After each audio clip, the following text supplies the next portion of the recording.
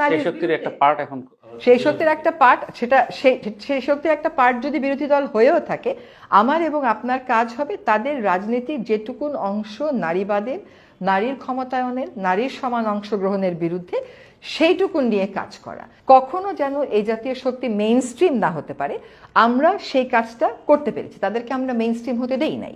এই জাতীয় শক্তি main stream না হতে পারে, আমরা সেই কাজটা করতে পেরেছি। তাদেরকে আমরা মেইন স্ট্রিম হতে দেই নাই। নারীর ক্ষমতায়নের, নারীর সমান অংশগ্রহণের বিরুদ্ধে সেইটুকুন নিয়ে কাজ করা। কখনো যেন এই জাতীয় শক্তি মেইন স্ট্রিম না হতে পারে, আমরা সেই কাজটা করতে পেরেছি। তাদেরকে আমরা মেইন স্ট্রিম হতে দেই নাই। আসসালামু আলাইকুম ভাই, তলের বিড়াল কিন্তু বের হয়ে গেল। এই মুহূর্তে রেজওয়ানা হাসানকে গ্রেফতার তো করবে না, কারণ যেহেতু বিএনপি ক্ষমতা আছে তার সব লন্ডভন্ড হয়ে যাবে, সেই জন্য রেজওয়ানা হাসানকে গ্রেফতার করবে না। তবে অদূর ভবিষ্যতে এই রেজওয়ানা হাসান কিন্তু গ্রেফতার হবে এবং আইনের মাধ্যমে তাকে শাস্তি দেওয়া হবে। সেটা হলো শুধুমাত্র তিনি কেন, অদূর ভবিষ্যতে ডক্টর ইউনূসও কিন্তু বিপাকে পড়বেন। জামাতে ইসলাম বলেছিল যে আমাদের এই নির্বাচনকে ইঞ্জিনিয়ারিং করা হয়েছে, তো সেই ইঞ্জিনিয়ারিংয়ের বাস্তব রেজওয়ানা হাসান তার বক্তব্যে তিনি বলেছেন যে আমরা ওই লোকদেরকে আসতে দেইনি, তার মানে হচ্ছে নির্বাচন ইঞ্জিনিয়ারিং করা হয়েছে। অন্যদিকে যিনি খলিলুর রহমান বর্তমান পররাষ্ট্রমন্ত্রী, তিনি ডক্টর ইউনূসের উপদেষ্টা ছিলেন, সেই উপদেষ্টা হয়ে তিনি আবার আজকে মন্ত্রিত্ব পেয়েছেন। তো আমার মনে হয় যেহেতু সেই সময় সালাউদ্দিন সাহেব তার বিরোধিতা করেছিলেন, বিএনপি বুঝতে পেরেছে যে আমাদের একটা পররাষ্ট্রমন্ত্রী তো নেই, সুতরাং খলিলুর রহমান হচ্ছে জরুরি। তো সেই খলিলুর রহমান সাহেবকে বিএনপি এখন পররাষ্ট্রমন্ত্রী বানিয়ে দিয়েছে। তো সেই পররাষ্ট্রমন্ত্রী অন্যদিকে ছিল ওই ইউনূস সরকারের উপদেষ্টা। এতেই বোঝাই যাচ্ছে যে আতাত করে তারা ক্ষমতাটা বিএনপিকেই দিয়েছে। তো জামাতের যেটা ছিল অভিযোগ, সেটাই তো বাস্তব প্রমাণ হচ্ছে ধীরে ধীরে। এবং জামাতি ইসলাম এর মধ্যে বলেছে যে রেজওয়ানা হাসান তিনি হবে রাজসাক্ষী। আর রাজসাক্ষী কি, তাকে যখন গ্রেফতার করা হবে, যখন তাকে রিমান্ডে নেওয়া, যখন তার মুখ খুলবে, তখন বলবে যে অমুক অমুক উপদেষ্টা এভাবে কাজ করেছেন। এখানে আরেকটা জিনিস স্পষ্ট, আমরা জানি বিএনপি তারেক জিয়া সাহেব তিনি লন্ডনে ছিলেন নির্বাসিত।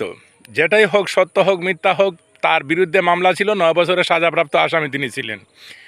একটা সাজাপ্রাপ্ত আসামির সাথে ডক্টর ইউনূস কীভাবে যে ইংল্যান্ডে তিনি যোগাযোগ করেন এবং তার সাথে বসে সেখানে কৌশল বিনিময় করে এবং সেখানে তিনি সাক্ষাৎকার দিয়েছেন, বলেন একটা সাজাপ্রাপ্ত আসামি সেই আসামির সাথে বাংলাদেশের প্রধানমন্ত্রী অথবা বাংলাদেশের প্রধান উপদেষ্টা একটা 9 বছরের সাজাপ্রাপ্ত একটা আসামির সাথে কি সাক্ষাৎ দিতে পারেন? আমরা সেই দিনই বুঝেছি যে বাংলাদেশটা হচ্ছে, এই নির্বাচনটা হচ্ছে একটা একদম সাজানো, যে এভাবে করে ডক্টর ইউনূস যেহেতু তার বিভিন্ন প্রতিষ্ঠান আছে, ব্যবসা প্রতিষ্ঠান আছে, গ্রামীণ ব্যাংক, গ্রামীণ ফোন, নানান কিছু ইত্যাদি করতে হলে বিএনপিকে ওনার দরকার।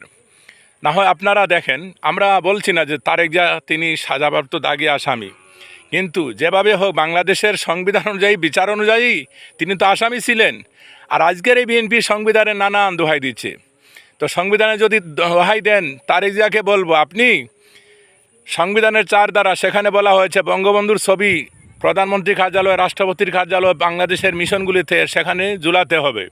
তাইলে আপনি সংবিধান ফলো করেন, বাংলাদেশের এই যে ফ্যাসিস্টের আইকন মুজিব, তার ছবিগুলো আপনার কার্যালয়ে লাগিয়ে দেন। এটা কি করবেন না? তো এটা তো সংবিধান বলছে আপনাকে করতে হবে। সুতরাং সংবিধানগুলো বাদ দেন, আপনার মতো করে যেভাবে জুলাই সনদে মানুষের রায় দিয়েছে সেই রায়ের প্রতি সম্মান দেখান। আর জামাতের সাথে টক্কর দিতে আসবেন না। জামাতের সাথে টক্কর না দিয়ে কিভাবে দেশ চলতে পারে সুন্দরভাবে সেটাই করেন। আর বিগত দিন যেভাবে নির্বাচন ইঞ্জিনিয়ারিং করেছেন, ওইভাবে না করে অদূর ভবিষ্যতে সাবধান হয়ে যান। যদি জামাতে ইসলামীকে বাংলাদেশ মানুষে গ্রহণ করে তারা ক্ষমতা আসবে, আপনি বিরোধী দলে যাবেন। সমস্যাটা কি? নির্বাচনের এই যে সংস্কৃতি, সেটা থেকে আমাদেরকে বের হয়ে আসতে হবে। সবাইকে ধন্যবাদ।